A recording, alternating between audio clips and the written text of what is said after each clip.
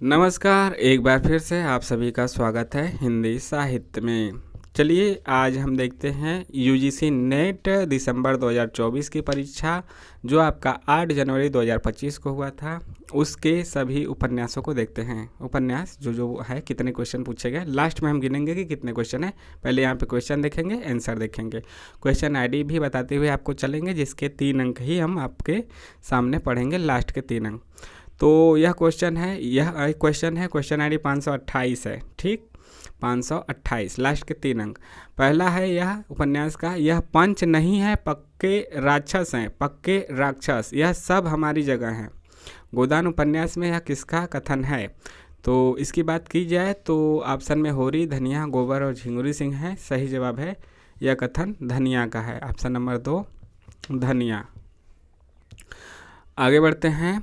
अगला क्वेश्चन है अगला क्वेश्चन यहाँ पे आपके सामने, क्वेश्चन आईडी 521 है। इस बार मोर्चे पर जाना पड़ेगा, हिंदू राज कायम करने के लिए पहले गांव में ही लोहा लेना पड़ेगा। मैला अचल उपन्यास में तहसीलदार हरगौरी सिंह किससे कहते हैं?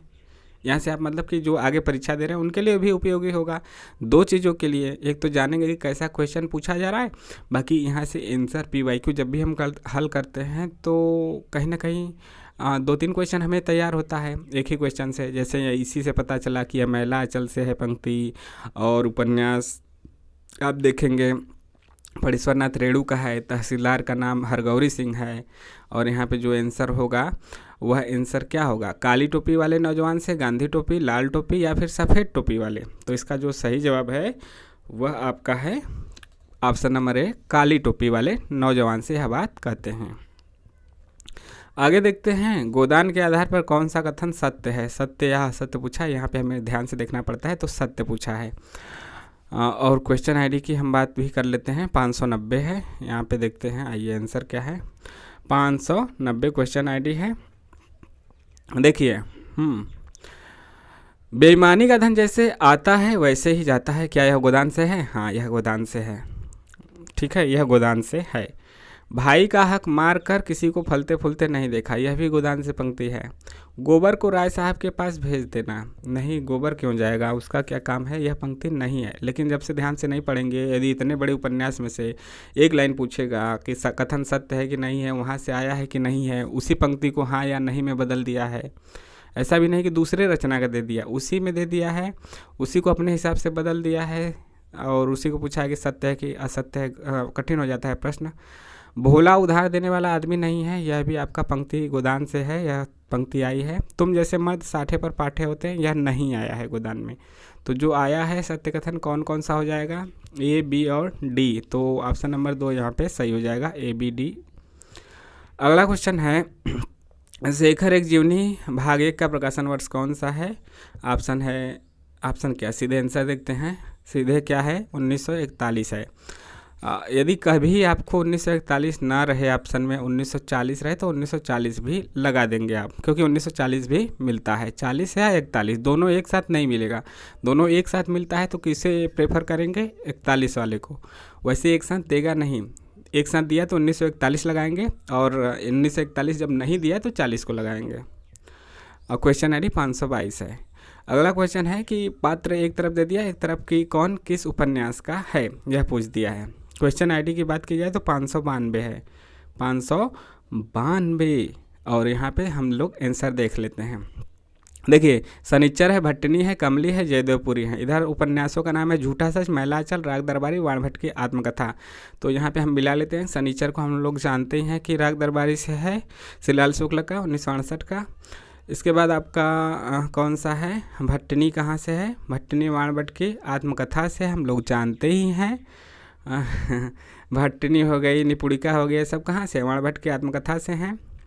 इसके बाद आपका कमली कहाँ से? कमली कहाँ से है? झूठा सच, यशपाल जी का, 1958 का। जयदेवपुरी, जयदेवपुरी कहाँ से हैं भाई? जयदेवपुरी कहाँ से हैं? जयदेवपुरी की बात की जाए तो जयदेवपुरी कहाँ से हो जाएंगे? झूठा सच से। कमली कहाँ से? मैलांचल से। एक मिनट, यहाँ देखिए, फिर से देखिए, देखिए सनीचर कहाँ से है? सनीचर आपका है, सनीचर कहाँ से है? शनिचरा कहाँ से है? शनिचरा है आपका, देखिए शनिचर कहाँ से है, हाँ तो इसको मिला लेते हैं। शनिचर कहाँ से है? राग दरबारी से है। भट्टनी, भट्टनी कहाँ से है? वाण भट्ट की आत्मकथा से। कमली कहाँ से है? कमली है मैलांचल की पात्र। और जयदेवपुरी कहाँ से है? जयदेवपुरी झूठा सच से हैं।